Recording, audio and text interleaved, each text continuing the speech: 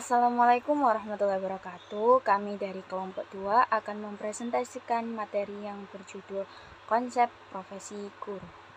Baik, ini adalah nama anggota kami. Yang pertama adalah Nabila Febiani dengan NIM 063 dan juga Siti Mufarokah dengan NIM 077 dan juga Rosyidatul Mahbubah dengan NIM 089. Materi ini akan membahas 3 topik. Yang pertama yaitu pengertian profesi guru, yang kedua yaitu syarat menjadi guru, yang ketiga yaitu citra ideal seorang guru. Baik, poin yang pertama yaitu pengertian profesi guru.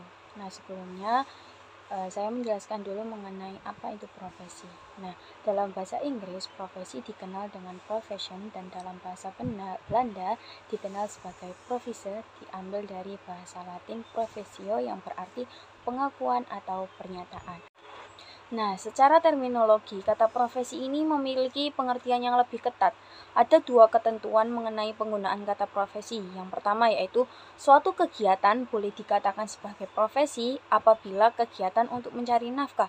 Akan tetapi, jika mencari kesenangan bisa dikatakan sebagai hobi.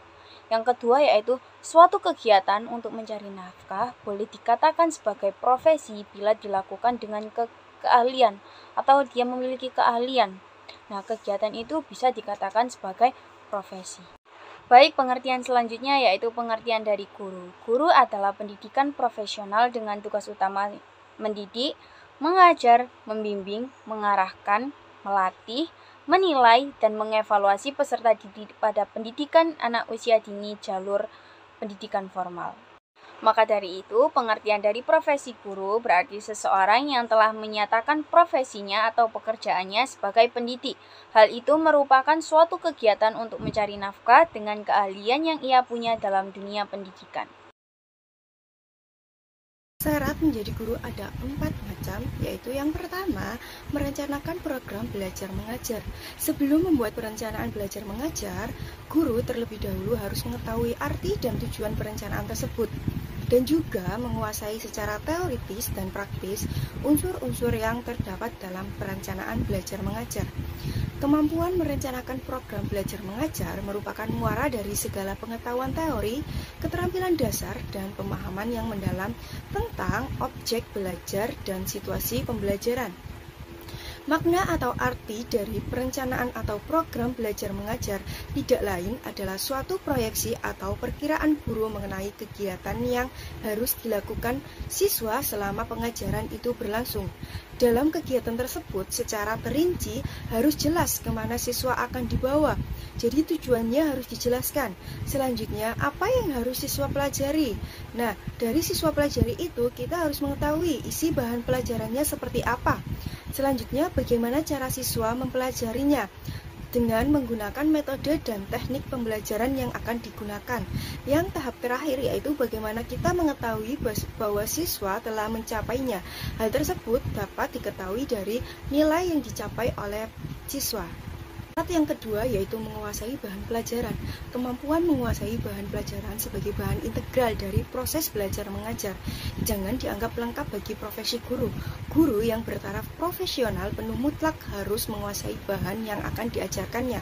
Penguasaan bahan pelajaran dapat memberikan pengaruh terhadap motivasi belajar siswa. Menurut Hilda Taba yang menyatakan bahwa keaktifan pengajaran dipengaruhi oleh 3 karakteristik, yaitu karakteristik guru dan siswa, bahan pelajaran, dan juga yang terakhir aspek lain yang berkenaan dengan situasi pelajaran. Jadi terdapat hubungan yang positif antara penguasaan bahan pelajaran oleh guru dengan motivasi belajar sehingga hasil belajar yang dicapai oleh siswa akan semakin baik. Artinya, makin tinggi penguasaan bahan pelajaran oleh guru, makin tinggi pula motivasi belajar siswa.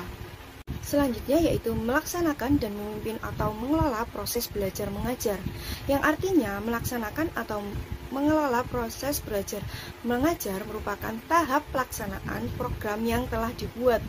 Dalam pelaksanaan proses belajar mengajar, kemampuan yang dituntut adalah keaktifan guru dalam menciptakan dan menumbuhkan kegiatan siswa dalam pembelajarannya. Sesuai dengan rencana yang telah disusun dalam perencanaan, guru harus dapat mengambil keputusan atas dasar penilaian yang tepat, apakah kegiatan mengajar dihentikan atau diubah metodenya. Apakah mengulang kembali pelajaran yang telah lalu, manakala para siswa belum dapat mencapai tujuan pengajaran? Pada tahap ini, di samping pengetahuan teori tentang belajar mengajar, penggunaan alat bantu pengajaran, penggunaan metode mengajar, keterampilan menilai hasil belajar siswa, keterampilan memilih dan menggunakan strategi dan atau pendekatan mengajar. Yang keempat yaitu menilai kemajuan proses belajar mengajar, yaitu setiap guru harus dapat melakukan penilaian tentang kemajuan yang dicapai oleh para siswa, baik secara iluminatif atau observatif. Dilakukan pengamatan yang terus-menerus tentang perubahan dan dengan kemajuan yang dicapai oleh siswa. Sedangkan penilaian secara struktural objektif hubungan dengan pemberian skor, angka, atau nilai yang biasa dilakukan dalam rangka penilaian hasil belajar siswa. Itu saja dari syarat menjadi guru. Selanjutnya akan dilanjutkan oleh teman saya. Selanjutnya ada citra ideal seorang guru. Citra ideal seorang guru SD sangat penting dalam membentuk karakter dan perkembangan siswa. Guru bukan hanya sebagai pengajar, namun juga sebagai pembimbing yang teladan. Berikut ini ada beberapa aspek yang membentuk citra ideal seorang guru SD menurut Bangun Wilson pada tahun 2021. Yang pertama, ada peran dan tanggung jawab guru. Guru SD memiliki peran yang multifaset. Mereka tidak hanya mengajarkan mata pelajaran, namun juga membentuk karakter, nilai-nilai moral, dan sosial siswa. Menurut Suyadi, pada tahun 2017, guru yang baik adalah guru yang mampu menciptakan lingkungan belajar yang menyenangkan dan inspiratif, serta mendukung perkembangan emosional siswa. Yang kedua, ada kualitas profesionalisme. Profesionalisme seorang guru sangat penting dalam menciptakan citra ideal. Guru harus memiliki pengetahuan yang memadai, kemampuan pedagogik yang baik, dan mampu beradaptasi dengan perkembangan zaman. Menurut Undang-Undang Nomor 14 Tahun 2005 tentang guru dan dosen, guru harus memiliki kompetensi pedagogik, kepribadian, sosial, dan profesional. Yang ketiga ada sikap dan etika. Sikap dan etika guru juga berkontribusi besar terhadap citra mereka di mata masyarakat dan siswanya. Guru ideal harus menunjukkan sikap positif, adil, dan penuh empati. Hal ini sesuai dengan pendapat Nasution pada tahun 2018 yang menyatakan bahwa guru harus menjadi model perilaku baik siswanya. Yang keempat, ada komunikasi efektif. Kemampuan komunikasi yang baik merupakan salah satu ciri guru ideal. Guru yang dapat berkomunikasi dengan baik, mampu menjelaskan materi dengan jelas dan memahami kebutuhan siswanya. Menurut Hadi, pada tahun 2020, komunikasi yang efektif akan menciptakan interaksi yang positif dalam proses pembelajaran. Yang terakhir ada pengembangan diri. Guru ideal selalu berkomitmen untuk mengembangkan diri melalui pelatihan, seminar, dan penelitian. Ini penting agar mereka tetap update dengan metode dan teknologi pembelajaran yang baru.